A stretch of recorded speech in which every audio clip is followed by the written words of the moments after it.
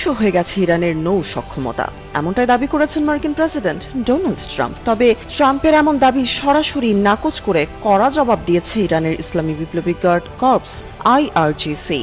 আইআরজিসির মুখপাত্র brigadier general Ali Mohammad Naeini ট্রাম্পকে challenge ছুড়ে দিয়ে বলেছেন, যুক্তরাষ্ট্র যদি মনে করে ইরানের নৌবাহিনী নেই, তবে তারা যেন সাহস করে পারস্য উপসাগরে তাদের জাহাজ পাঠায়। ইরানের আধা সরকারি বার্তা সংস্থা তাসনিম জানিয়েছে, জেনারেল নাইনি গত সোমবার এক বিবৃতিতে বলেন, হরমুজ প্রণালী এখন ইরানের পূর্ণ নিয়ন্ত্রণে রয়েছে। যে কোনো ধরনের আগ্রাসন বা উস্কানি দেওয়া হলে তার দাঁত ভাঙা জবাব দেওয়া হবে। ট্রাম্পের বক্তব্যের সমালোচনা করে তিনি বলেন, ট্রাম্প কি বলেননি যে ইরানের নৌবাহিনী ধ্বংস হয়ে গেছে?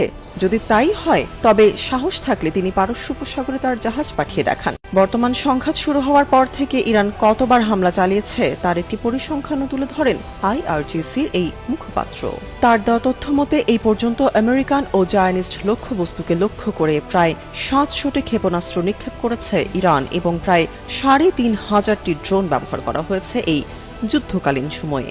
জেনারেল নাইনি হুঁশিয়ারি দিয়ে বলেন, ইরান এখন পর্যন্ত তাদের সবচেয়ে শক্তিশালী অস্ত্রগুলো ব্যবহারই করেনি। যতক্ষণ পর্যন্ত ইরানের লক্ষ্য পূরণ না হবে এবং শত্রুপক্ষকে পুরোপুরি দমানো না যাবে, ততক্ষণই হামলা অব্যাহত থাকবে।